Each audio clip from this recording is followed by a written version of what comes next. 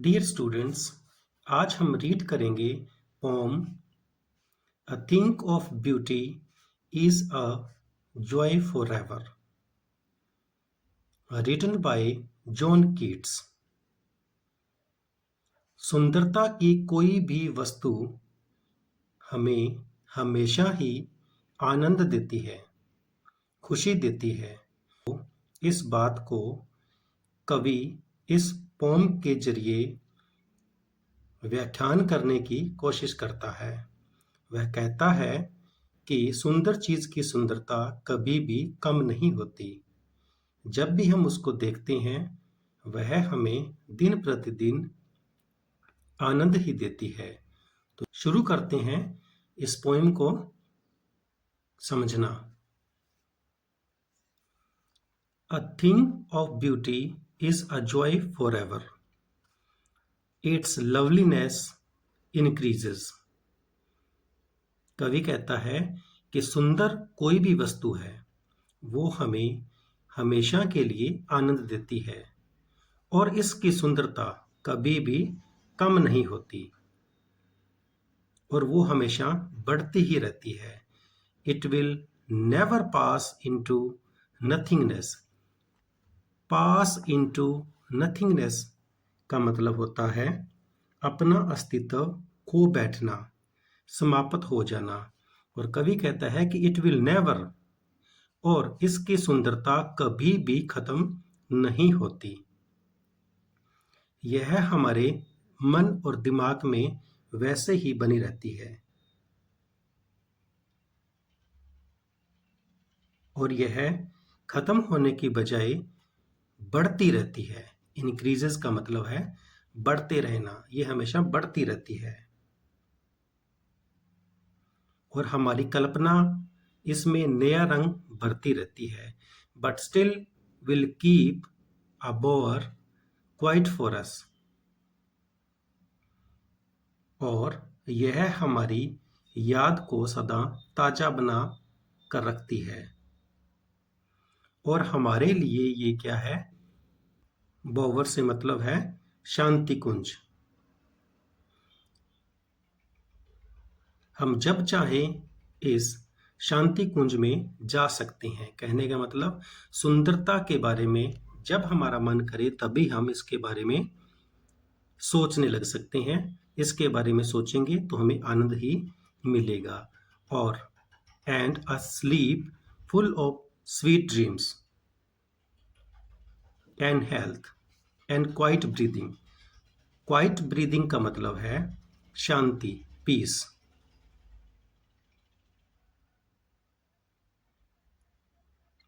और अगर दूसरे शब्दों में हम कहें कि उदासी के क्षणों में भी जब हम इस चीज के बारे में अपने मन में लाते हैं तो हम दोबारा प्रसन्न हो जाते हैं। इसकी याद हमें मीठे सपनों से भरी हुई एक मीठी नींद की तरफ ले जाती है। जब हम इस सुंदरता के बारे में सोचते हैं तो ये हमारे सपनों को भी मिठास से भर देती है और हमें स्वस्थ रखती है और पूर्ण शांति प्रदान करती है। Therefore, on every morrow, इसलिए हर अगली सवेर, हर अगला दिन, the next day after the present one, आज के बाद जब भी नया दिन आएगा उस दिन की बात करता है। मोरो का मतलब होता है next day. Are we reading a flowery band to bind us to the earth। Reading का मतलब होता है लपेटना, कवर करना। फ्लावरी बैंड का मतलब है फूलों की डोरी। To bind us, bind us का मतलब हमें बांध कर रखती है। टू द अर्थ, इस धरती को। कवि कहता है a think of beauty binds us to the earth.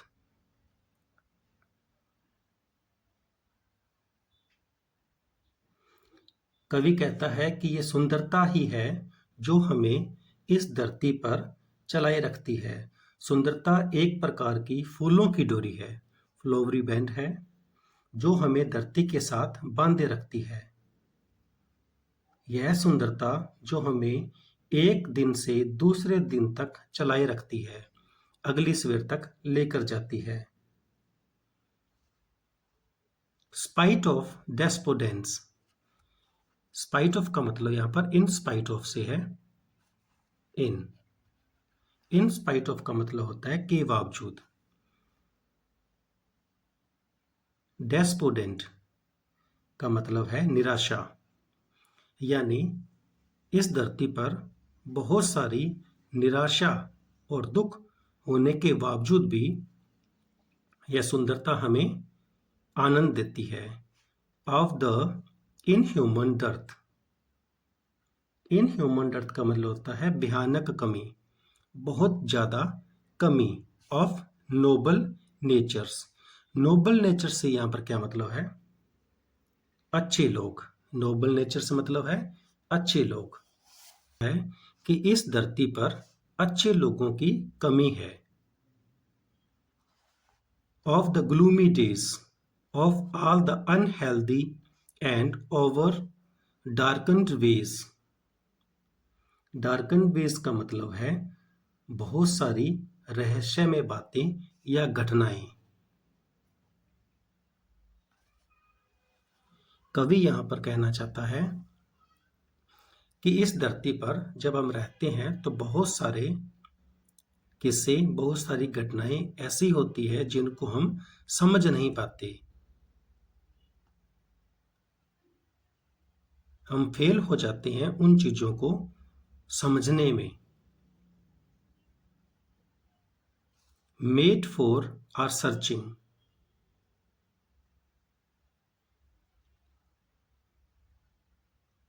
कवि कहता है कि संसार में दुखी होने को इतनी चीजें हैं कि सुंदरता न होती तो यहां रहना असंभव हो जाता। इस धरती पर सभी तरफ निराशा और उदासी है।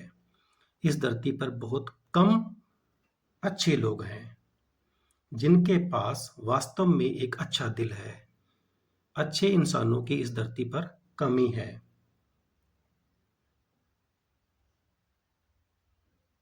और मनुष्य का जीवन जो पूर्णतः निराशा से भरा हुआ है। और इस धरती पर बहुत सारी ऐसी रहस्यमय बातें हैं, घटनाएं हैं जिनको वो समझ नहीं पाता।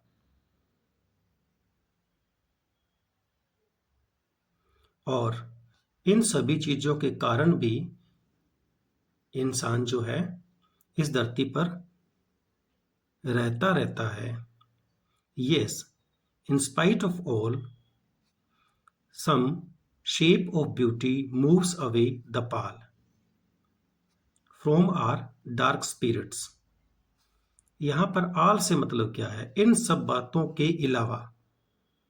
आल का मतलब यहां पर है all the glooms and sadness of man's life. एक मनुष्य की जिंदगी की जितनी भी निराशापूर्ण बातें या घटनाएं हैं उन सभी से यहां पर तात्पर्य लिया गया है। कवि कहता है इन सभी दुख भरी बातों के बावजूद मनुष्य इस संसार में रहना जारी रखता है। और कवि कहता है कि एक मात्र कारण यह है कि संसार में सुंदर चीजें भी हैं। Some shape of beauty. इस संसार में कुछ सुंदर चीजें भी हैं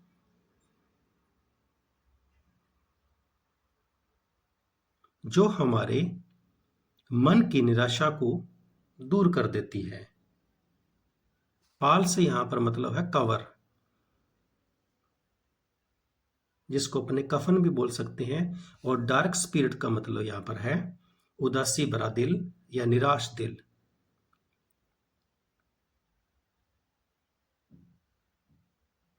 कवि कहता है कि हमारे दिलों की निराशा इस धरती पर बनी हुई सुंदरता है जो दूर करती है। such the sun, the moon, trees, old and young, sprouting a steady boon. कवि यहाँ पर कुछ सुंदर चीजों की सूची बनाकर देता है।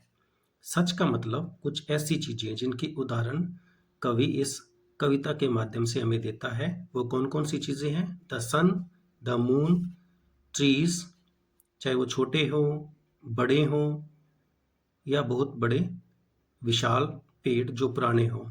स्प्राउटिंग, स्प्राउटिंग का मतलब पैदा करते हैं।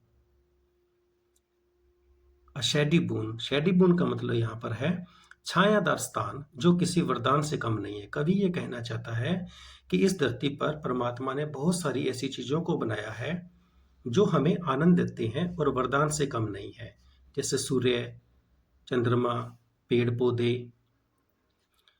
ये सब चीजें हमें आनंद देती है। For simple shape and such are daffodils. और इन सब चीजों में से जो बिल्कुल सिंपल भेड़ें हैं वो भी है, और डैफोडिल्स फूल with the green world they live in. Green world का मतलब यहां पर है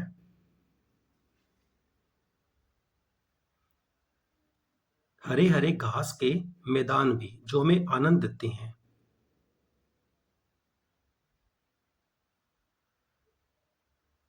कवि यहां पर कहता है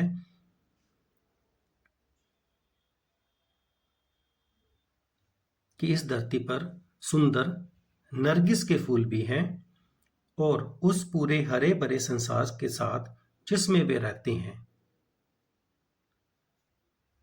and clear reels, clear reels का मतलब क्या है? छोटी छोटी नदियां। That for themselves a cooling covered make against the hot season। Covered का मतलब यहां पर क्या है? झाड़ियां, छोटी छोटी घनी झाड़ियां या पेड़ों का क्षेत्र जहां पर जानवर अपने आप को छुपा लेते हैं।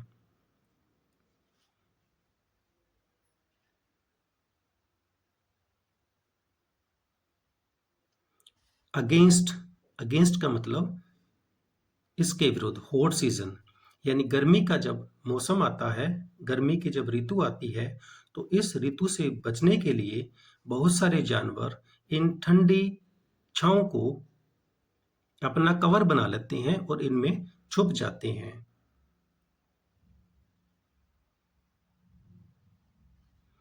And mid forest brake, brake का मतलब यहां पर दलदली झाड़ियों से है। कवि यहां पर कहता है कि छोटे छोटे जो झरने हैं, छोटी छोटी नदियां हैं, वो भी गर्मी के मौसम में अपने आप को ठंडा रखने के लिए अपने किनारों के ओर छोटी छोटी झाड़ियों को उगा लेती है। Rich with a sprinkling of fair musk rose blooms. और इस बड़े जंगल में छोटी छोटी झाड़ियां होती है जिनके मध्य कहीं कहीं पर सुंदर सफेद फूल उगे होते हैं जो भी हमें खुशी, आनंद का एहसास करवाते हैं। And such too is the grandeur of the dooms. Dooms का मतलब यहां पर है God's final judgements on human beings. यहां पर कवि हमें ये कहता है कि परमात्मा ने मानव जीवों के बारे में अंतिम निर्णय लिया है। सब निर्णय उसके पास ही है।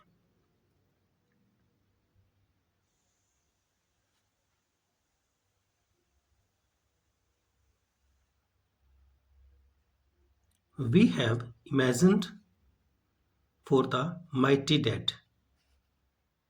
कवि कहता है कि ईश्वर से उन शक्तिशाली लोगों के लिए सुंदर उचित पुरस्कारों की कल्पना करते हैं जो अभी मर चुके हैं, कब्रों में मरे हुए हैं।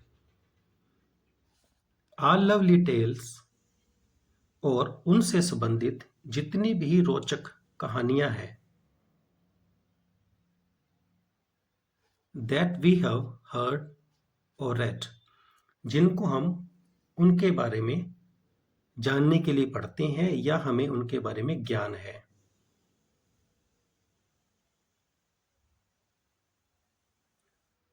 जब हम उनकी कहानियां पढ़ते हैं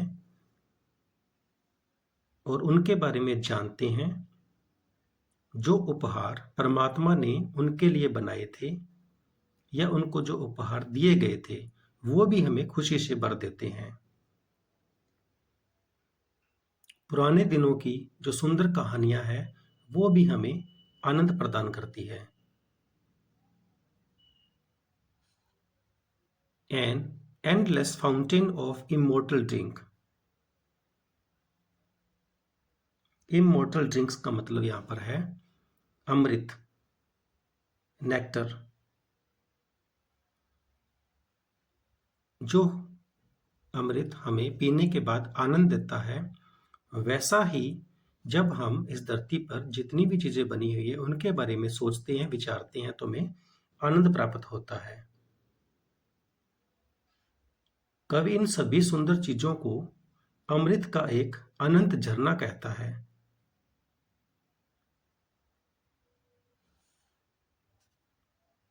pouring unto us from the heavens brink। और कवि कहता है कि ये जो अमृत का झरना है वो समय स्वर्ग हमें प्रोवाइड करवा रहा है, हम पर उड़ेल रहा है। अन्य शब्दों में हम ये कह सकते हैं कि समय ईश्वर ने इन सुंदर चीजों की रचना हमारे लिए की है ताकि हम इस धरती पर अपने निवास के दौरान उनसे प्रसन्नता प्राप्त कर सकें। वे हमें उतनी ही खुशी प्रदान कर सकती है जितनी फरिश्ते स्वर्ग में अलौकिक पेय से प्राप्त करते हैं, मतलब अमृत से प्राप्त करते हैं। उतनी ही खुशी हम इस धरती पर जितनी भी सुंदर चीजें बनी हुई है उनसे हम आनंद ले सकते हैं। That's all for the poem written by John Keats।